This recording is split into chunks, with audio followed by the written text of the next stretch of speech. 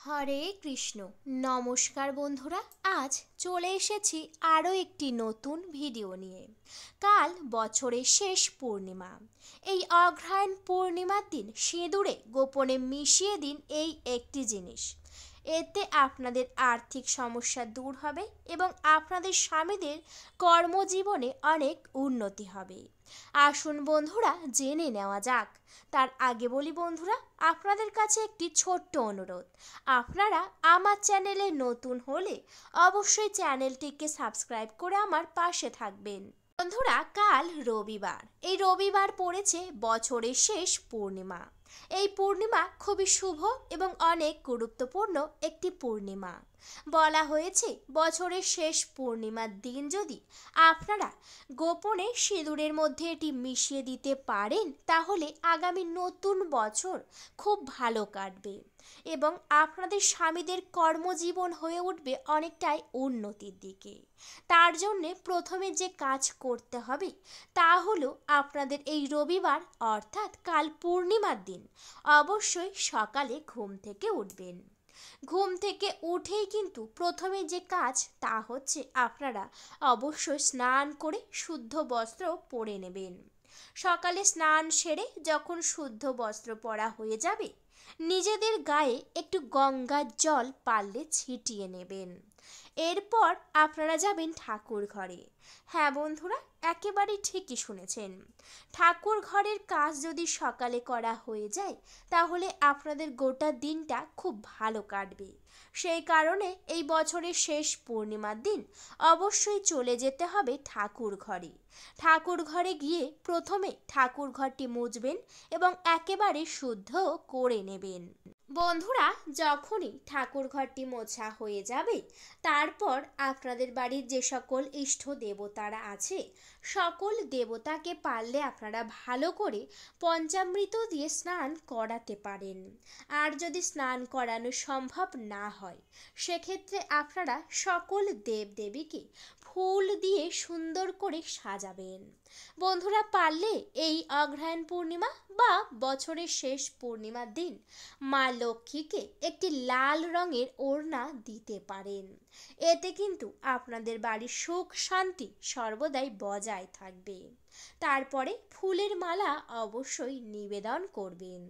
ফুলের মালা দিয়ে যখন সকল দেবদেবীকে সাজানো হয়ে যাবে, তারপর আপনারা ভোগ নিবেদন করবেন।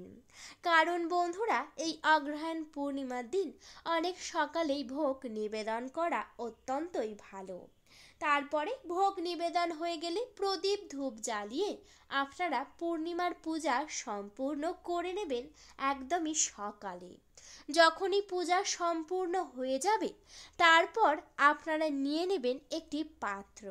আপনাদের ঠাকুর ঘরে যে ধরনের পাত্র রয়েছে সেই পাত্র অবশ্যই নিয়ে নেবেন এবং তার সাথে লাগবে অবশ্যই একটু সিঁদুর। বন্ধুরা, আপনারা চাইলে যে কোনো দশকর্মার দোকান থেকে পাতা সিঁদুর কিনে নিয়ে আসতে পারেন, যেটি একটি প্লাস্টিক বা যে কোনো একটি কাগজের উপর মোড়ানো থাকে। এই সিঁদুর সর্বদাই পুজোর কাজে লাগে এই সিঁদুর, সেই জন্যে আপনারা সেখান থেকে নিয়ে আসতে পারেন। এছাড়াও যদি আপনাদের ঠাকুর ঘরে কোনো সিঁদুরের কৌটো থাকে, তাহলে সেই সিঁদুরের কৌটোটিও নিতে পারেন। কৌটোর মুখটা খুলে সেই পাত্রর উপরে আপনারা সিঁদুরের কৌটোটি বসাবেন। বন্ধুরা, সিঁদুরের কৌটোটি বসিয়ে তার মধ্যে আপনারা দিয়ে দেবেন 1 টাকার কয়েন।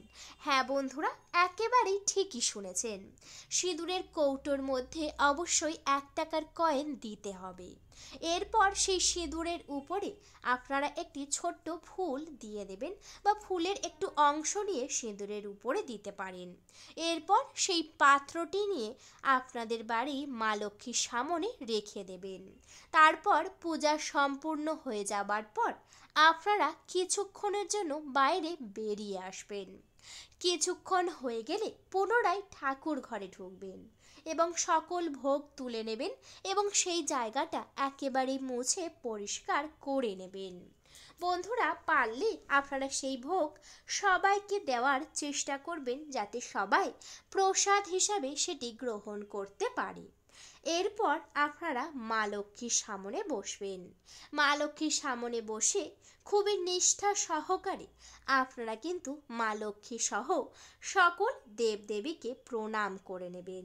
বন্ধুরা, প্রণাম করা হয়ে যাবার পর আপনারা যে পাত্রটি মায়ের সামনে রেখেছেন সেই পাত্রটি হাতে করে তুলে নেবেন।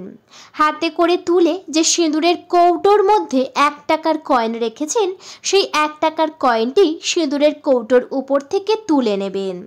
তুলে নিয়ে কিন্তু প্রথমেই সেই 1 টাকার কয়েনের উপর থেকে কিছুটা সিঁদুর মা লক্ষ্মীকে পরিয়ে দেবেন। এরপর নিজেদের কপালে একটু করে সেই সিঁদুর পরে নেবেন।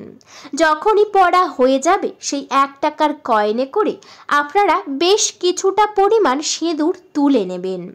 সিঁদুরটি তুলে নিয়ে চলে আসবেন আপনাদের ঘরে, অর্থাৎ আপনাদের বাড়িতে যে সিঁদুর আপনারা সর্বদাই ধারণ করেন সেই সিঁদুরের কৌটোটি খুলবেন। সিঁদুরের কৌটোর মধ্যে অবশ্যই করে যে 1 টাকার কয়েনে সিঁদুর এনেছেন সেই সিঁদুরটি আপনাদের সিঁদুর পরার কৌটোর মধ্যে দিয়ে ভালো করে মিশিয়ে দেবেন। বন্ধুরা, সেই সিঁদুরের মধ্যেই কিন্তু মা লক্ষ্মীর আশীর্বাদ থাকবে এবং এই সিঁদুর যদি আপনারা প্রত্যেক দিন ধারণ করেন তাহলে আপনাদের স্বামীদের জীবন সর্বদাই ভালো থাকবে, জীবন থেকে অশুভ প্রভাব দূর হবে।